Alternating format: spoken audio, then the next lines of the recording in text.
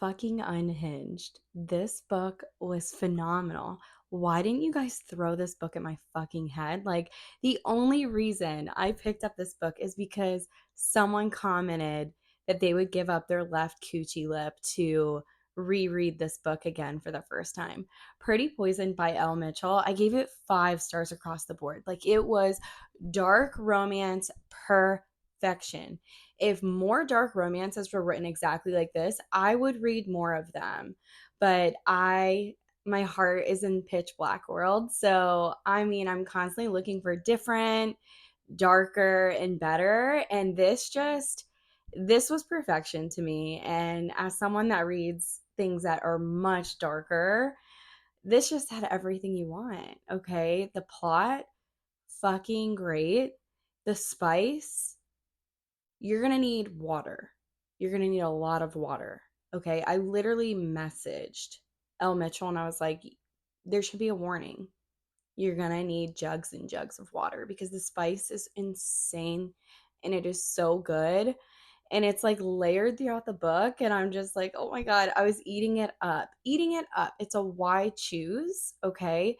But I think this is my first, I can only name on like one hand FF scenes that I'm just like, wow.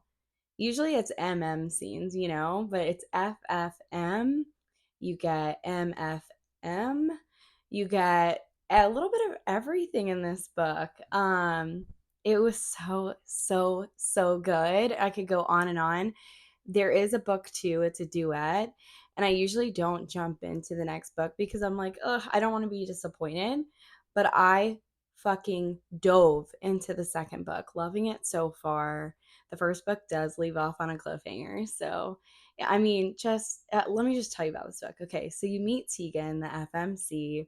She has like this crime podcast that she's doing, and she gets like a DM about this band that's really hot right now and how these girls are like disappearing. They could be into some kind of like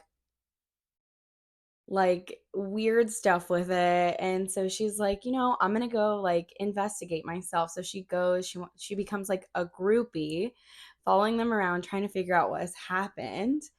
And it is so so good. There's cults in it, like lots of play, like if that's your kink. Oh my gosh, you guys. And I have a severe praise kink, don't we all?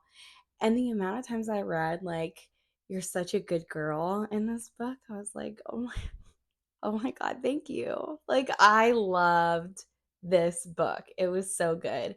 I gave it a level 4 on the spice, which I rarely do. Rarely do. And it was so good.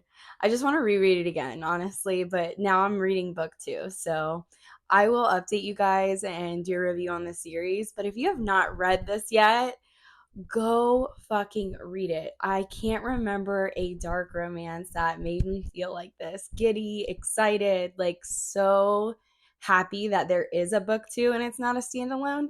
It's under 400 pages. Incredible. Definitely add it to your TBR.